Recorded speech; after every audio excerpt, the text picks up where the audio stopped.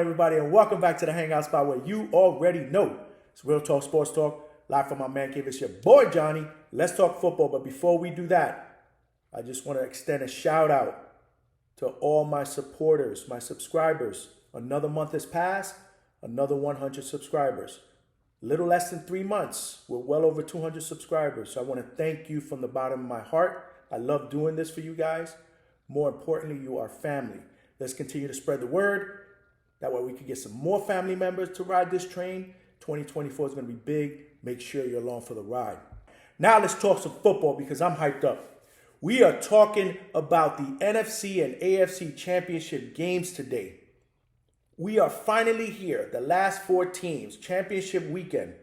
Winners get a shot to face each other in the Super Bowl in Las Vegas in 3 weeks. It's going to be absolutely insane because these 4 teams, any one of these 4 teams, in my opinion, can potentially win the Super Bowl. We have 2 number 1 seeds against 2 number 3 seeds.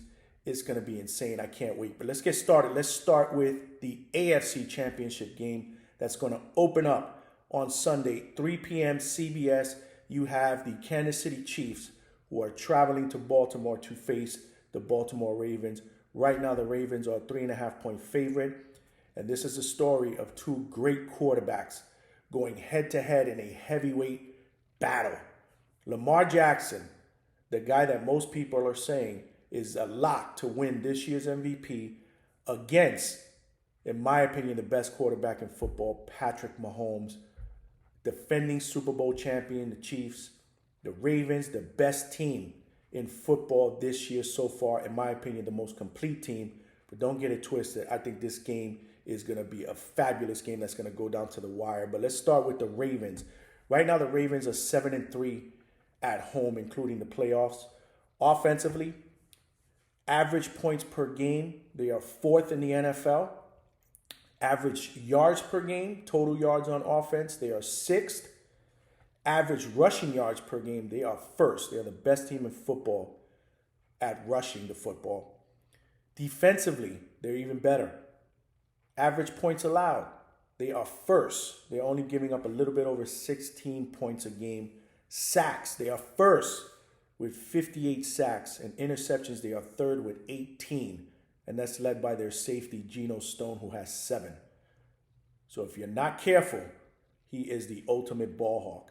But the story with the Ravens starts and ends with Lamar Jackson. Again, like I said, he's having himself a phenomenal MVP season. If you look at the numbers, 3,678 yards passing, 24 touchdowns, 7 interceptions, a 102.7 QBR. And then on the ground, 821 yards, 5 touchdowns.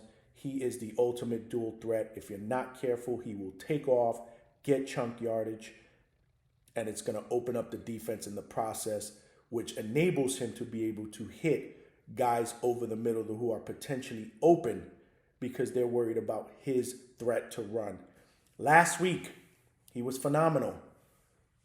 A little shaky. In fact, the entire Ravens team was shaky in that first half. But then in the second half, after he went into that locker room and started cussing, challenging his teammates to be better, like a true leader usually does, they came out and they were phenomenal. They scored 24 unanswered points. They beat the Texans. And in the process, Lamar Jackson passed for 2 touchdowns. He also rushed for 100 yards and had 2 touchdowns on the ground. Again, the ultimate dual threat. Good news for the Ravens. Their tight end, their all-pro tight end, Mark Andrews, he is coming back this week. He's missed the last 7 games. And usually when he's in there, that's Lamar Jackson's favorite target. So that's going to be big time for him. Before he left for injury, he had 6 touchdowns in 10 games. And the Ravens have weapons. Don't get it twisted. I mean, this rookie kid, Zay Flowers, he looks like he's going to be a special player. I mean, 77 catches this year, almost 900 yards receiving, 5 touchdowns. And let's not forget, they got themselves Odell Beckham, who has a ton of playoff experience, has played in a Super Bowl. Many can argue if he didn't get hurt in that Super Bowl, he was well on his way to possibly being the MVP. In fact, in 4 games that year, during that Super Bowl run, he had 21 catches for 288 yards and 2 touchdowns. So he is a threat, somebody that you got to watch. Defensively, like I said, They're the best in the league. They can take the ball away from you. They can sack you. It's going to be tough for Mahomes and company. That offensive line on the other side, they better come to play. In my opinion, the keys to victory for Baltimore, they have to control the clock. If you're the best running team statistically in the league, then you should be able to control the clock. Dual threat at running back. Again, Lamar Jackson can run the football as well, design runs, or he can improvise and take off in the pocket, pick up a first down. But that's going to be key because anytime that you play the Chiefs, you want to do the best that you can to keep Patrick Mahomes off the field. Another thing that they got to do, another key to victory, in my opinion, is they got to apply pressure. You led the league in sacks for a reason. Any quarterback, regardless of whether they're Mahomes or they're first or second stringer, regardless, they are going to struggle under constant pressure. Now, Mahomes is one of those guys that you can't blitz because he'll kill you when you blitz, and he will find the open guy. He will find the hot route. But this defense, they don't need to blitz. I mean, they will take chances. They'll blitz occasionally, but they don't really need to blitz. They can apply pressure. Again, they lead the league in sacks, but they got to do that. They got to make Patrick Mahomes comfortable outside of the pocket. And I know he's good outside of the pocket as well. But you'll take your chances because your secondary is also very, very good. But if you can make him move out of the pocket, rush his throws, you got a good opportunity to kind of knock his rhythm a bit and possibly get a turnover in the process. And like always, anytime that you play against against the Chiefs, you got to limit the big plays. I mean, he is capable of the big plays. If you don't put pressure and you allow him to sit back there, he will dissect any defense. I don't care how good they are in the league. He is just that good. Last week against the Bills, he had 8 plays of 20 yards and more. They didn't do enough to apply pressure, and he just picked them apart. You got to slow down their running game as well. I mean, Isaiah Pacheco right now, he's a dude that he's a violent runner. And, you know, they look like they want to. If you're the Chiefs, you're going to want to work off play action. So you're going to want to get him involved early. So you got to slow down the running game. But as for the Chiefs, they're 6-2 on the road this year. They actually have a better road record than they do home record. And if you count last week's win in Buffalo, they're 7-2 right now. That was their first playoff road win, or actually, shall I say, Patrick Mahomes' first playoff road win. Every one of the Chiefs' playoff games in the Mahomes era has been at Highmark Stadium. So you get the sense, especially after some of the things that he said after the game, that he was looking forward to going out there and facing that challenge of beating a tough Buffalo team on the road. And he passed with flying colors, obviously, because they're here for a reason. Let's talk about their offense, though. Their average points per game this year, they're actually 15th in the NFL. They're only averaging a little bit over 21 points a game, which is kind of weird. You kind of figure coming into the season that a Chiefs team led by Mahomes is going to be anywhere in the top 5, but they've had some issues with the receiving core and some adjustments there. We'll get into that in a second. Average yards per game, total yards on offense, they are 9th this year in the NFL. Average rushing yards per game, they're actually 19th. Defensively, to me, they're very underrated. They're one of the better, if not the second, third, fourth best defense in the NFL right now. Average points allowed, they are second. They're only giving up an average of a little bit over 17 a game. So statistically, you got the 2 stingiest defenses playing against each other for a chance to go to the Super Bowl. It doesn't get any better than that. Sacks, they're second with 57. And we all know who leads the charge there, Chris Jones. We'll get into him in a second as well. Interceptions, that's where they kind of lack here. They're 27th. They only had 8 interceptions this year. So they're not making the most out of their opportunities. But again, they are very stingy, and you get the sense that they are a bend, don't break defense. They will give up yards, but usually they will bear down, and they will get a lot tougher in the red zone. Mahomes, though, Patrick Mahomes, he is the story. As he goes, this team goes. And again, if you look at his stats, even though it was an adjustment year with the receiving core, it was typically a Mahomes year, another year in the office, another day in the office for him. 4,183 yards, passing, 27 touchdowns, 14 interceptions was high, but there were a lot of interceptions that went through the hands of a few receivers. So again, there were a few that, in my opinion, shouldn't have counted against Mahomes. He had a QBR of 92.6, kind of think Patrick Mahomes, again, would be in the 100s. But it doesn't matter because when the lights are brightest, this is when he plays his best. Last week, he had 2 touchdowns, both to Travis Kelce. Again, the best 1-2 quarterback tight end combo in football today. They can't be unmatched. Last week, Isaiah Pacheco on the ground, he was huge, 97 yards and a touchdown. I think that you should look for the same here because I think the Chiefs, are going to want to establish a running game to kind of negate that pass rush that the Ravens are going to bring. And Isaiah Pacheco, he showed up. He's had a touchdown in each of his first 2 playoff games this year. Kelce, again, this is his time to shine with Mahomes. Nothing new there. In 2 playoff games this year, he has 12 catches for 146 yards and 2 touchdowns. The player to watch for me is rookie wide receiver Rashid Rice. He had a good rookie season, mostly in the second half, but he finished with 79 catches, 938 yards, almost a 1,000-yard season and 5 touchdowns. But you get the sense that him and Mahomes are starting to get a lot more comfortable the last 3 or 4 games, which is good.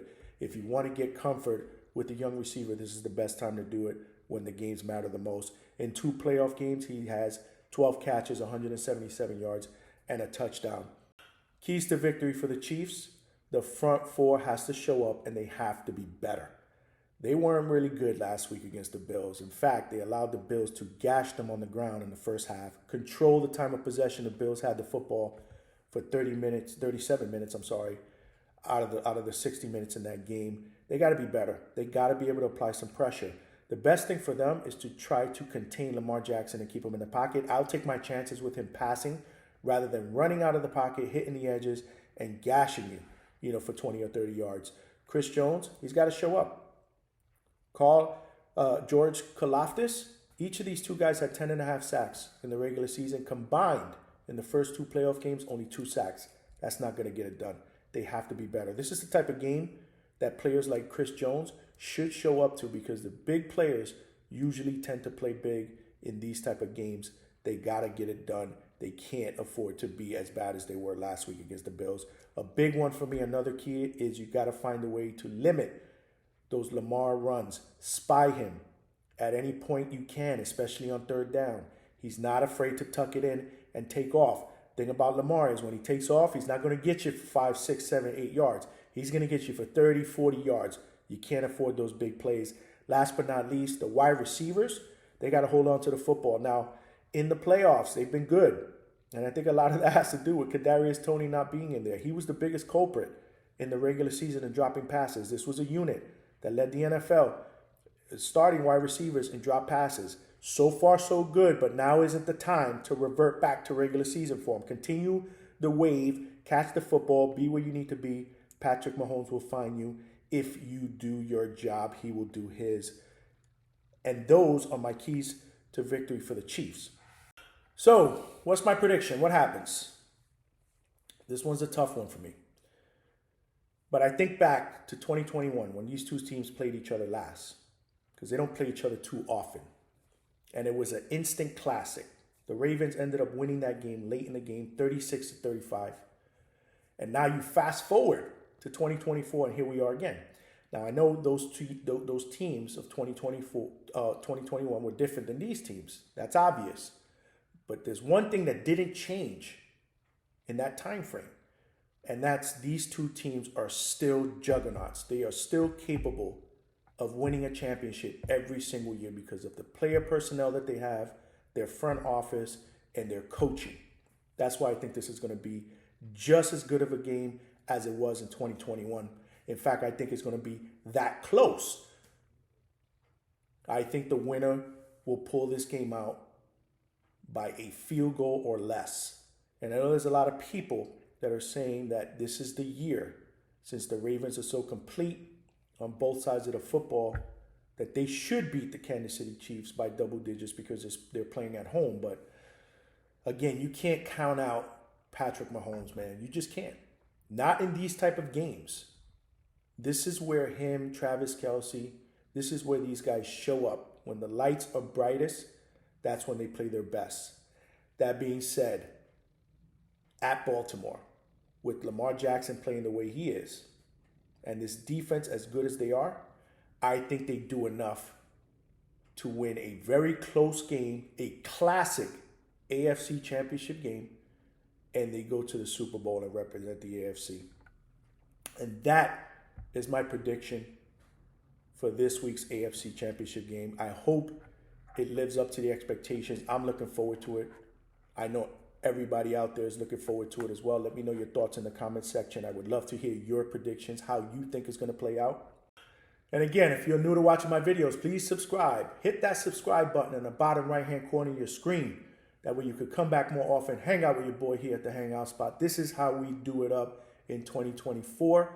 And make sure you tune in to my NFC Championship game preview video. You can hit the video link on this screen. It'll take you right there where I'm going to preview the game, and I'm also going to give you my prediction. So make sure you check that out after this one. But as always, appreciate your support. This is your boy Johnny signing out from the Hangout Spot, and I'll talk to everybody soon.